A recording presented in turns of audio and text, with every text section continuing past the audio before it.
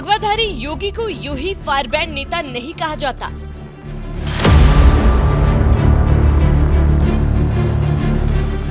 माफियाओं को ललकारना हो या विरोधियों को लताड़ना, इस माफिया को मिट्टी में मिला देंगे, जब दहाड़ते हैं योगी, विरोधियों में भी सन्नाटा छा जाता है। मुकदमा दर्ज कराया उसके परिवार के खिलाफ। वह समाजवादी पार्टी के द्वारा पोषित माफिया है और उसकी कमर को तोड़ने का काम हमारी सरकार ने किया है। सदन में यहाँ तक कह दिया, सोनिया के चमचों को बैठाइए। सभापति महोदय, इनको पहले बिठाइए, इस सोनिया के चमचों को बिठाइए पहले। योगी आदित्यनाथ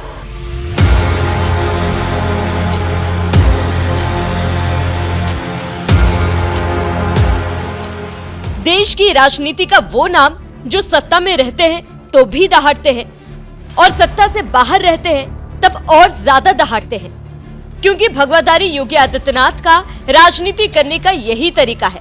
वो कभी किसी से डरते नहीं, जब भी बोलते हैं डंके की चोट पर बोलते हैं, फिर वो चाहे माफियाओं को ललकारना हो या फिर विरोधियों को मुंह तोड़ जवाब देना।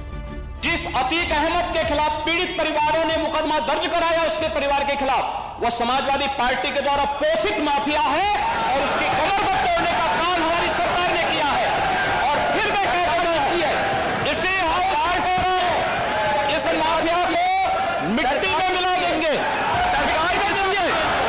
सरकार किसकी है? गफलत में हो, ये माफिया है, इनको मिट्टी में मिलाने का काम करेंगे। अपराधी बहनों और भाइयों, आज कांग्रेस का ढांचा वैसे ही जर्जर हो चुका है जैसे अयोध्या में बाबरी ढांचा था।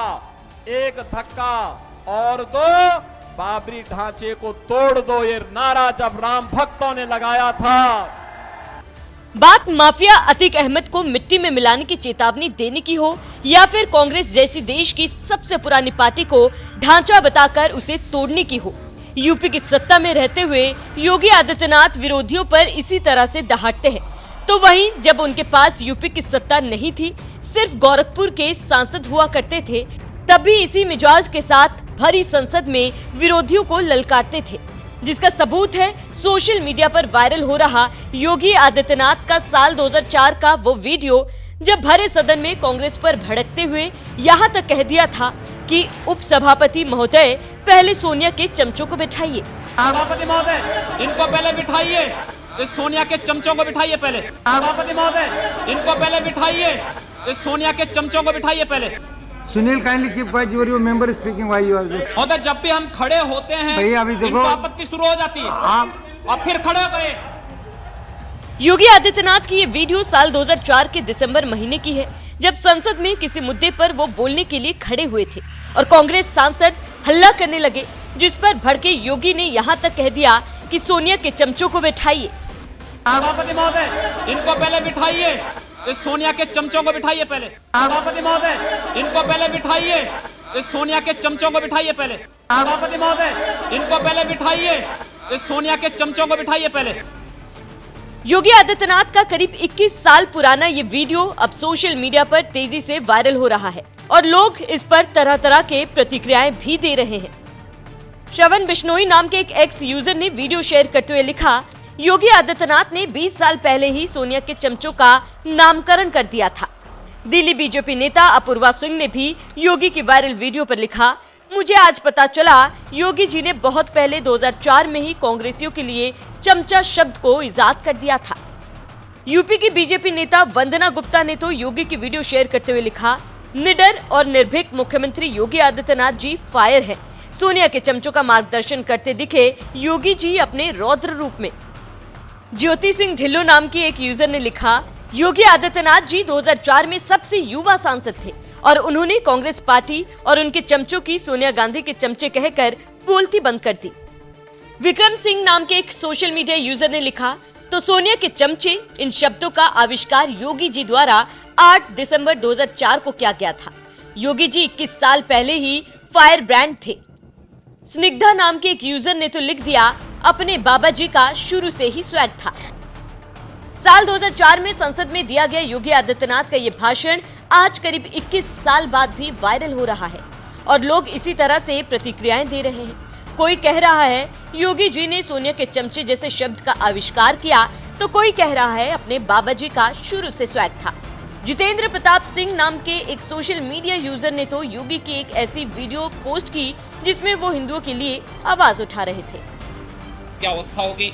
निश्चित ही मैं समझता हूं कि आज हम धर्म, जाति और अन्य भावनाओं को भड़काकर अपनी राजनीतिक रोटियां तो सेकते हैं। मैं कहना चाहता हूं महोदय, यहां पर अल्पसंख्यकों की भी बात हुई थी। क्या अल्पसंख्यक वही लोग हैं कि जहां पर हिंदू बहुमत में है वहां पर जो मुसलमान कम संख्या में है? क्या अल्पसंख्यक वही है? क्या अल्पसंख्यक कश्मीर का हिंदू नहीं है? क्या कश्मीर के उस हिंदू के बारे में, उन अल्पसंख्यक हिंदू के बारे में जो आज 3-3.5 लाख से अधिक संख्या में इस देश में शरणार्थी के रूप में जगह जगह भटक रहा है, क्या उसके बारे में कभी सोचने का की फुर्सत इस सदन में बैठे हुए माननीय सदस्यों को कभी फुर्सत आई है? या पूर्वोत्तर के राज्यों में जो कुछ हो रहा है, वहां मिजोरम में रियांग जनजाति के 51,000 से अधिक शरणार्थियों को मिजोरम से निकाल दिया गया है, लेकिन क्या कभी यहां पर बैठे हुए माननीय सदस्यों ने इस पर सोचने की कोशिश की? केवल अपनी राजनीतिक रोटियां सेकने के लिए मुसलमानों को ही केवल अल्पसंख्यक बना दिया गया है। पूर्वोत्तर के राज्यों में जो अल्पसंख्यक हैं उनके बारे में क्यों नहीं चर्चा होती है? कश्मीर में जो अल्पसंख्यक हैं उनके बारे में क्यों नहीं यहां पर चर्चा होती है? और अगर अल्पसंख्यकों की बात होनी है तो 1984 में जो इस देश में हुआ था, क्या वो सिख अल्पसंख्यक इस देश में नहीं है?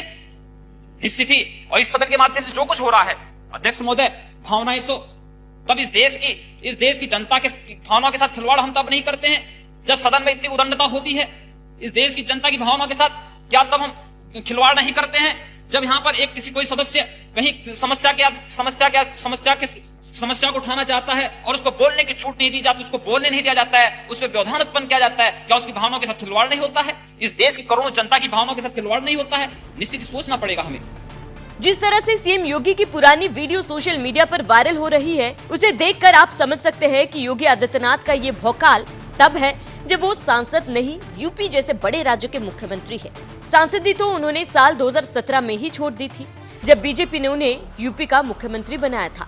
उससे पहले साल 1998 से 2014 तक लगातार 5 बार योगी गोरखपुर से सांसद थे और इसी तरह से संसद में दहाड़ते थे।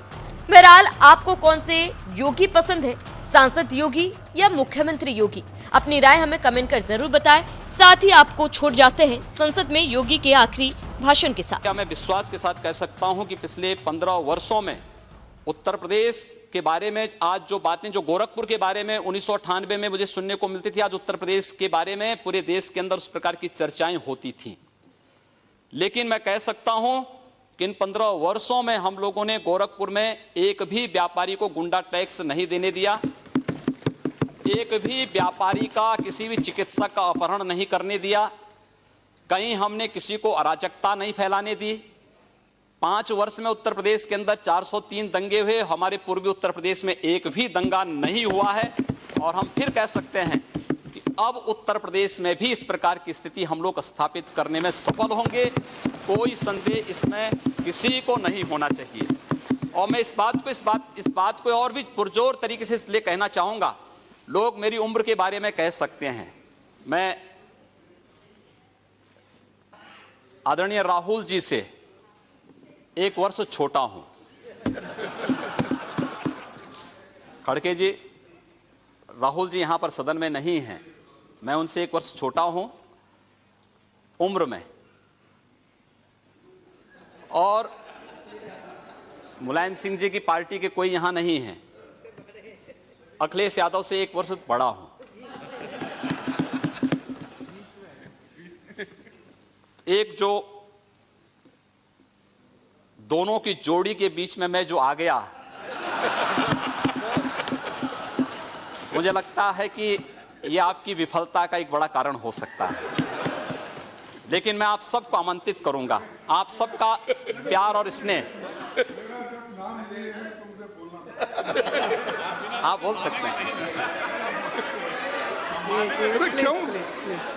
अरे मेरा नाम लेकर आप बोले ना। अब इसीलिए वो राहुल जी 1 साल उनसे बड़े हैं, अखिलेश जी उनसे 1 साल छोटे हैं, उनके दोनों के बीच में वो है।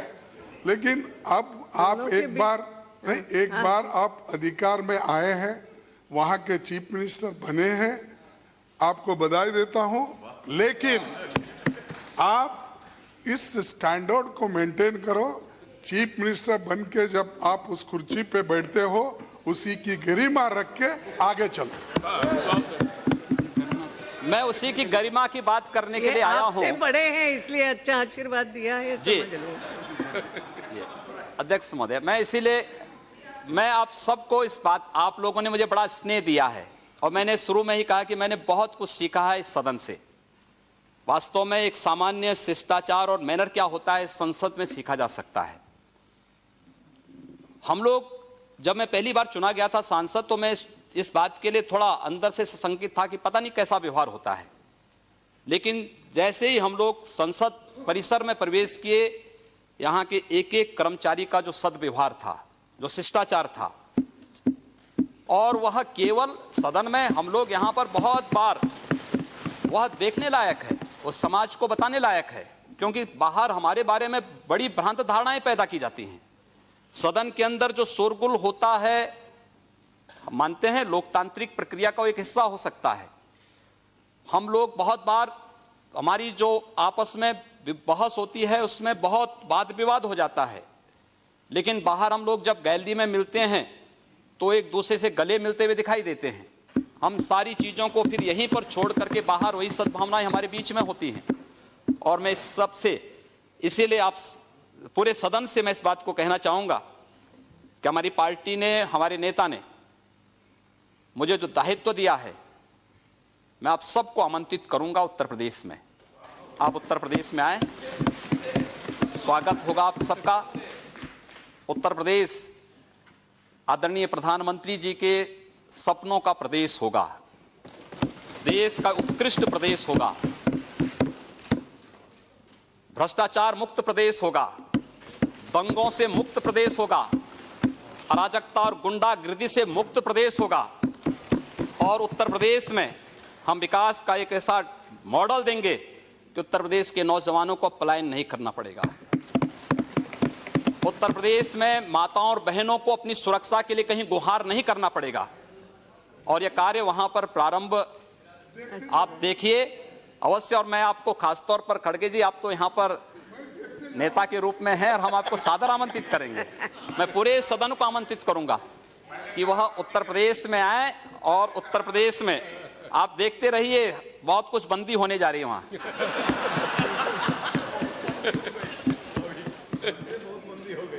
बहुत कुछ वहां पर बंद होने जा रहा है।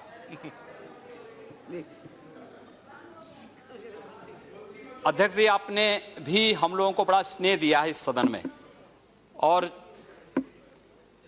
आपने जिस कुशलता से इस सदन को संचालित करने और इस सदन में आने वाले नए सदस्यों को अवसर देकर के आगे बढ़ने का जो अवसर दिया, एक मंच के रूप में देश की सर्वोच्च सदन में जो अवसर दिया है, मैं बार बार आभारी हूं। और पूरे सदन को मैं उत्तर प्रदेश में आमंत्रित करूंगा कि आप उत्तर प्रदेश में आए।